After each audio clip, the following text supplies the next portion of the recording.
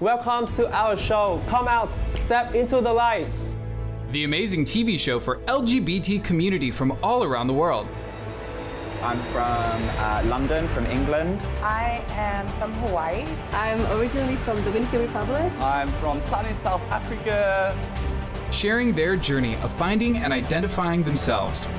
And it can get very, very sad and lonely. I got divorced. The first few years were really difficult. Sharing regrets and happiness, empathy, and the connection of LGBT community for equality and love. Come out, step into the light,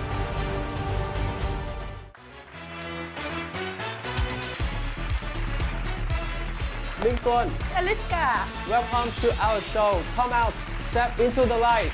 Wow, I'm so excited to see you. Oh, I can't wait to meet our guest today, huh? Okay, I think you might know him. Welcome our guest. So like this guy was a friend for a while, and I did have a crush on him when I first met him. Like the body, Audi, everything. He was just like perfect. But then he's straight. So one day, Was it like turn?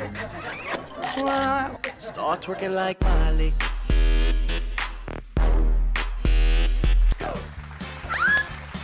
Hi, Shani. Hi. Nice to see you. Nice to see you. Oh my God, long time no see. hi, Wow. guys, how you doing? I'm good, and you? Good, thank you. Wow. So, since I know you, but everybody else doesn't know you, do you mind introducing yourself? My name is Shawnee. I'm a bad bitch. I'm 23 years old. I have to think about that one because I often lie about my age. I do. And that was a lie. I'm actually 25. I am from South Africa. The two things I'm really good at is being pretty and being a bitch.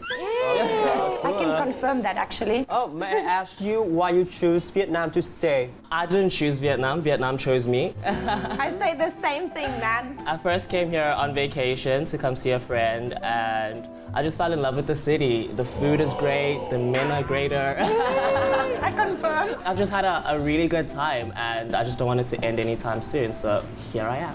How long have you been here? I've been here for 9 months now. Whoa. Yeah. But it's not 6 years, I mean. I know, I've been a little bit longer. Like, have you only been in Saigon? Yeah, I've only ever been in Saigon. I haven't really traveled much. I'm telling you, boys in Hanoi are hot. In Chàng too. Chàng also has hot boys. Well, we like the beat. So, can you tell us what are you doing in Saigon at the moment? Basically, my day-to-day life is just waking up and slaying. No, I'm currently teaching English. I'm also a makeup artist. You know, I just do whatever makes me happy. I just go out every day and I live my life. And I just enjoy the people, enjoying all of this. While you were living here, have you ever had any problems with working here? I have. A lot of people aren't really comfortable hiring a person of color to teach their kids English. Yes. And with makeup gigs, no one speaks English or like very little English. It's difficult for me to communicate, and then I end up like not booking gigs after that. So it has been like a little bit difficult. And also when you have like tattoos and long hair and you don't look like the traditional man, a lot of people are very scared of that. I mean, it's just like a bit of like ignorance and like being backwards, but like there's nothing I can really do about it. I can't be mad at that because people have different backgrounds. So I just have to learn to adjust and take it as it comes and just not take it to heart. Is it effect to your work? What, being gay? Yeah, being gay. Huh, that's a tricky one. It hasn't really. No, it actually hasn't.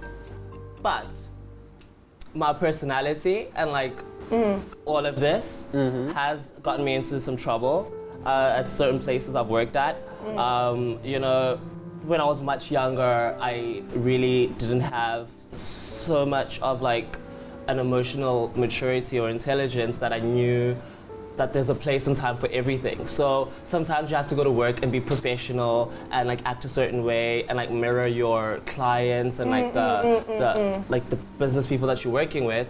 And for me, it was just like always on 100, non-stop, always Super sassy. all the time. There was like no off switch. So like that got me into a lot of shit because also when I remember when people wouldn't respond well to that, I used to get so angry. Like, oh my God, why don't you like me? Everyone likes me, you know? And I take it like so hard. And I know I've been in some tricky situations in like the workplace where things almost got physical. And I just like realized now that I was very immature. And What's the worst situation that you've had at work? I pretty much got fired for punching my boss in the mouth. Okay, whoa. Yeah. Yeah, because like remember when I was younger, I didn't know how to solve my problems with like speaking to people, like because all I could do was fight, because that's what they came at me with. So like I'm not good with arguments. Like if you want to argue, like I'm not there with you. As soon as I feel like your voice is like louder than mine, I just hit you. Like that's just what happens. So like I've had to learn to control my temper and to act responsibly. Like you can't be throwing hands everywhere. Like you don't know who's who and what they've got in their bag. So Especially in South Africa. Exactly. Like so it's very dangerous for myself as well. Like I'm putting myself in risky situations. So Compared to Vietnam though, what is the work life like being gay in South Africa was okay-ish, yeah. but in Vietnam is it also accepted for you, or do you have trouble like with work being gay in Vietnam? So like I honestly haven't had a lot of trouble. I don't think I've had trouble like at all, but you can almost tell when people are uneasy to like hire you or like give you a chance because of the way that you look and so on and so forth. It's just like them not understanding and just like being like precautious and stuff. So Haven't seen it before. yeah, they haven't seen it like before and stuff. Because I don't think like homosexuality is a new thing. Like, you know, people have been gay since like Jesus times, I think. I don't know. Yeah. So like I think what's confusing for people is like, are you a man or are you a woman? Like, That's the why do you have thing. long hair? Like I know, like a lot of kids used to ask me, teacher, you girl or boy? You girl or boy? And I'm like, do you want to feel? No, I didn't. I don't. I'm kidding. Okay. No, okay, wait. And that needs to get edited. I could get arrested.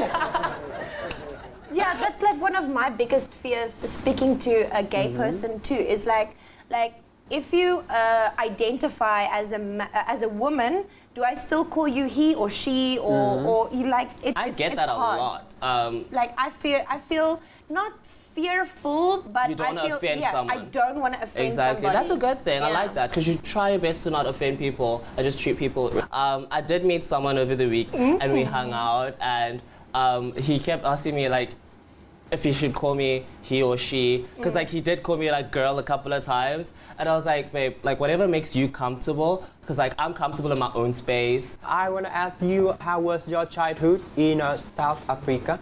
I grew up in the safari with the lion, and there's tigers and bears. 9th birthday, you got an elephant. Yes, I actually got one for my 12th birthday. We weren't that rich growing up. We were a family of 10 in a small little hut. No, I'm kidding. So I grew up in the city. I come from a pretty nice family, very mixed family. So one half of my family is black and the other half of my family is white. Growing up, I was just a happy child because everyone loved me. I mean, why wouldn't you? And like, I just got everything I wanted. So growing up was really cool until I went to school. Family is nice, but when you go to school, things change. I had a similar feeling when I went to school. Afrikaans schools in I went South to an Africa. Afrikaans school. I was the only black kid in the entire school for 7 years. In South Africa, we have English people and Afrikaans people, and Afrikaans We have schools, more than that. I mean, with the light-skinned people. Yeah, okay. Light-skinned people are English or Afrikaans usually. When you go to Afrikaans school, there's mainly white people, and back in the day, it used to be quite racist. Quite racist, even towards me, because I just had like a dark tan, like And you've got really dark curly tan hair. and really curly hair, and I look like brown-skinned person. Yeah. And like I had people not wanting to be friends with me. Yeah. So it was very tricky because when I went to school, I had no one else that looked like me. So that was very confusing. I was very young. Kids were actually being like really horrible to me. After art class and stuff, we would be cleaning the brushes and they'd try to scrub my skin to see if the black comes off. And I'd be like, yeah, let's do it. What the hell? Because like, I didn't know. As I a was kid, young, yeah. exactly. And then when I got to high school, I went to a school that has mixed. We had black kids, the white kids, every other race. But then I struggled to fit in because the black kids thought I wasn't black enough.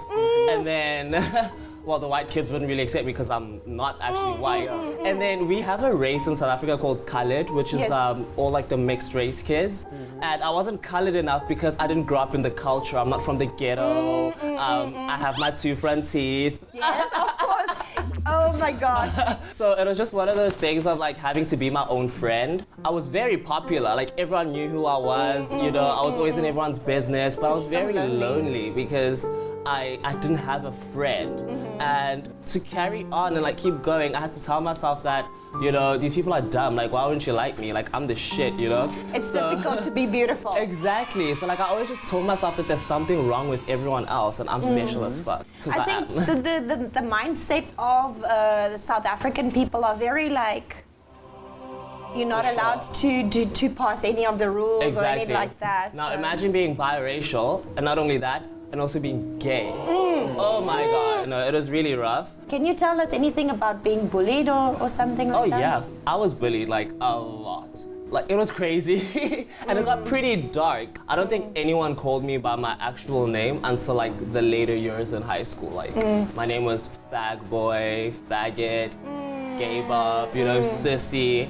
I just became so immune, and then they saw that like that wasn't getting to me anymore, so things started getting physical. And I very quickly had to learn how to fight because one day I went home and I had a blue eye, and my mom, Oh my God. my mom sent me back. She was like, "No child of mine is gonna come home with a blue eye. You better go and stick up for yourself." Karate. That started like some dark years because I remember from like the age of 13, 14 till I was about 17, I used to get into a lot of trouble for fighting because after a while you start to enjoy like drawing blood. Like it's just an everyday thing. Like even if someone doesn't even like do or say anything to you, it's like you look at me for too long, I'm like, excuse me, can I help you? What? Yes, You know? yes, I understand. So like you were just always so defensive and you're like not letting people in. And it can get very, very sad and lonely, and you can get into And a lot of push trouble. people away. Definitely. It changed after a while when these kids stopped bullying me. But why they stop bullying you? Some of them, I guess, I don't know how to put this, but like the ones that used to bully me, we used to end up in the bathrooms during like, oh my God. So like I guess also like it was like a thing like that where they felt like it was wrong for them to like ostracize me in public, but then in the bathroom stall, At the end, you know what I mean? like, They're like, I hate you so much. Exactly. Thanks. I'm glad it happened, and it taught me a lot as a person as well. Did it give you like any power or anything? Oh yeah, for sure. It gave me a lot of power because now I was very openly gay, and I was just like sassy, walking around like a unicorn. Since you were young. Since I was very young, since I was like crawling, like my mom used to be like, Sean, put down that Barbie and go play with the boys. I heard you ask something about getting boots and a skirt for your birthday. Oh my God, yeah. We stayed in South Africa and my dad was in Ireland, and what happened was he called and he's like, hey, I'm coming down to come visit and it's your birthday soon, what do you want me to bring you? And I don't know if you remember Boom Shaka. Boom Shaka. Yeah? It's about time. You remember Boom Shaka, that the group with the 2 girls and the 2 rapper guys, and they used to wear like short shorts and thigh-high boots and just like all those dance moves No, I with don't, the but high I'm gonna see ponytails. them. I really liked them growing up because it's like shaking your ass and just showing your skin was like really speaking to my soul. Like I've been a host since a child, honey. So when my dad called the one day, he was like, what do you want me to bring you? I was like, oh daddy, I want like a super short shorts and the thigh-high boots like the girls at Boom Shaka. That time I'm sitting in front of my entire family because it was back in the landline days. So we didn't have like mobile phones. Like, you know, we had that thing that was connected to the wall. Yes, I'm that old. With the wiry thing. Exactly. So like the whole family was there and everyone was like, we knew it. And like no one ever made me feel bad about it. Like my family's always just been really cool. No one ever forced me or pressured me to say anything. I've actually never had to come out. Like You didn't have to come out. I've never had to be like, so guys, I'm gay. You know, sometimes you don't even have to ask. And then you get people that are like me, they're like, no, what? I'm straight. What? Right. So I was lucky because I didn't have to go through all that anxiety of like, oh my God, what are they gonna say? What are they gonna do? Like they knew what it is. I think a lot of people have problems coming out just because of that. Yeah, and I always feel guilty, like, oh my God, like, you know. I had the easy life. I had the easy life. It wasn't that easy. Basically, you didn't have a problem coming out with being gay. You had more of a problem with your skin color in South Africa. Yeah, and also being gay in school, because a lot of the kids like really did terrorize me. Some of my family members with the way that I presented myself. So like being gay was not an issue. Like it's fine, you can love whoever you want to love. But like from a traditional like family background, like African family background, you have gender roles. So if you're a man, you have to do things like a man.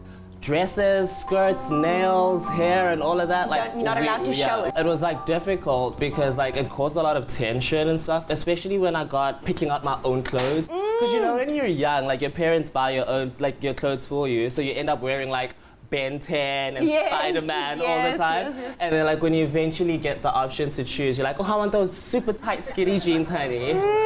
But then we got over it. And then we got into something else, which was like the tattoos and the piercings. When was your first tattoo? I was 15. Me too. I heard that your mom is Christian. How did she react when she knew that you got some tattoos? I remember when I got my tattoos on my hands, she was like, where will you ever work with tattoos on your hands? And I'm like, you don't need to get your blood pressure up because it's not gonna make the tattoos go away. So like we started talking about things instead of her barking at me and like beating me up. And like our relationship got so much better because she started sitting down and listening and trying to understand and not fighting with everything that like, and all the decisions that I make. So things got really like much better. She still doesn't understand certain things like, you know, hair extensions and all of that. But like she knows that like people just express themselves in like whatever way they feel like. And I guess she's happy when I'm happy.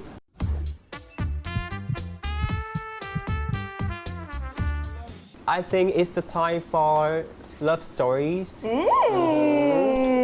Can you share it? The whole virginity thing and... Growing up gay and like knowing from a very young age and not being shy to show it, it was very difficult because there were not a lot of other people that were like that. So I didn't have a lot of options in terms of experimenting and, you know, having people to talk to. So like the internet was my friend, you know, a lot of pornography, you know, just like for research. What? Research. Yes, Pure research. When I was at that age of like raging hormones and I was like always hard and like it became difficult. So that's when I realized that for me, sex and who I have sex with, it's not about like the person and the journey to the destination. It's about the destination, right? It's about the end result. You just want to get yours, right? I started like fooling around with like girls and stuff. It didn't feel weird. I actually enjoyed it. And most of my sexual encounters have been with women. You have sex with male and female? Yeah. Both. Yeah, I do. I have sex with both girls and boys. People would think that that makes me bisexual. Suppose technically it does, but I identify as gay because like I feel like I'm gay and I like men. Alright, I'm not emotionally available for a woman. Like I could never be in a relationship with a woman. But when we gotta do the do, we can do the do, right? Yes, okay, so like how I always put it is like, say you've got the munchies after like a bomb-ass blunt and you want to eat some pizza and you drive around the whole of Saigon and the pizza places are No closed. pizza. But the chicken places are open. Like, are you not gonna eat? You're gonna eat chicken. Eat, right? So if there's no man, you eat the woman. Exactly. And we love the hot box. With relationships, I know what I like and I know what I want and I'm only available for like men. The guy that your first guy, was he like your true love? Or do you have anything like, do you believe in that? So I don't believe in love. I believe in money. I'm kidding. So like this guy was a friend for a while and I did have a crush on him when I first met him. Like the body, Audi, everything. He was just like perfect. But then he's straight. So like I had to respect that and not make him uncomfortable because I really like loved him as a friend and I enjoyed the relationship that we had and I wouldn't want to make things awkward. So for a very long time, I had to suppress those feelings. You're not allowed to feel like that because he's just your friend. Yeah. It was just like that. And then one day, he called me and he's like, hey, I really need your help.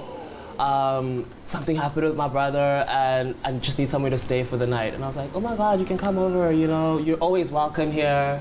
Again, I had no ulterior motives. I had like... You were powdering your face. No girl, my face was already powdered because I'd just come from a date and I was looking so cute for myself. I was looking like a meal. And he came, I stopped like getting unready, you know, so when he gets there, I still look cute or whatever. We chilled like normal and I was just there for him as a friend. Being my friend, he knows that my mom is pretty hardcore. My mom's always like cool with me having people over, but in terms of sleepovers, like, no boys. He was like a bit nervous. I prepared the guest bedroom for him, and he was like, no, can I come stay with you because I can't fall asleep? Literally, still very innocent, okay? I don't know what we were watching on my laptop, and then somehow, I don't remember how it happened, but it happened. But did you guys kiss first at least? Like, was it like turn? Or was it just like... But who start first? I would say he initiated it. The whole time I maintained that I was being very respectful of his sexuality and I was holding back, you know? Like, just don't make things awkward. So, obviously, when he, like, made a move, he shot his shot. You and your crush, after that night, what happened next? Good question. So things got... Why? So things got awkward because, you know, obviously, like, as a straight dude, he obviously had, like, some regrets, like, oh, what just happened, you know? So, like, we kind of stopped talking for a very long time. Right after? Yeah, and I was very sad. But then we started talking again. And then when we started talking, I just like was like treading lightly and walking on eggshells because I didn't want to bring it up or like remind him. I wouldn't bring it up. I would just like avoid the topic completely. But then he brought it up and you know. Well, how did he do that? Was he just like, yo, hey, do you remember that night? Yeah, basically, like he would literally like bring it up like that. Like he was fine with it. So I was like, okay, cool, I'm down with it. So, I mean, we obviously didn't do it again because shortly after that, I did move here. I swear, I'm serious. We only did it once. You know, I do have my fun. I do enjoy, you know, being naughty. But actually, you're still very innocent. I really am. Like, I don't open up to people a lot. I don't want to get my heart broken. I've learned to, like, just not allow myself to feel those emotions. Especially because, like, you'll be busy with someone. And, like, for months, you're, like, in this nice little happy mode. Happy zone. And then one day he's like, hey, take that picture off of Facebook just in case my wife sees it. I'm like, what? Oh, crush. Right? Yeah. Right? Or you'll be chilling in bed with someone and you'll get a phone call from his wife or his girlfriend and he'll be like, oh, my meeting is running longer than I expected and after that I'm just gonna go get drinks with the boys. And I'm like, you're lying, you're right here with me, you know? So then you always know like you'll never be like someone's number Real one, thing. yeah? So like because of that, you're just like, oh, what's the point? Like, let me just get what I want to get out of this and then keep it moving, so. And because of that, I guess it's not very easy for me to get into relationships unless I feel like completely trust that you have my best intentions at heart and you're not gonna completely like obliterate my, and like, sanity basically, and like my mental health is just gonna stay intact while I'm with you. You want a safe zone. Exactly, I want a safe zone. Like, just don't make me look like a crazy person. Don't be scared, I won't do anything to you. You got a very soft, beautiful face. Like, you can never, ever hurt that. So, do you have any plans in the near future in Vietnam? For the future, I suppose for the near future, like, I just want to find a very respectful man that I can build a future with. He needs to have a lot of money. I also really want to like get like really into the makeup industry here. But I suppose I also want to learn Vietnamese, so then that could be easier. I can help you with that one. Girl, I think I'd rather let him help. My pleasure. Do you have any message for like LGBT community? Yeah, for sure. Drink a lot of water and mind your own business. That's all it is. Okay, water. Ling, any greeting for our guests today? I knew you from 1 or 2 times, but I didn't know your story personally. It's nice to get to know you and nice to know like your story, and it's actually very inspirational for me because personally, like any person that struggles with coming out or having like childhood difficulties, they always inspire me with how brave they are. I had a lot of fun talking to you. I had a lot of fun. I feel like you're a little bit shy today, huh? Yeah. You have a hots for him. I tend to have that effect on boys. Thanks, Sean, for coming here with us today and share your stories. Thanks for having me. I really appreciate it. Had a good time. Now we have to say goodbye. Be sure to check out our channel on YouTube, MCV Media. Be sure to like and subscribe, follow us, and enjoy the rest of our show. Goodbye. And see you later.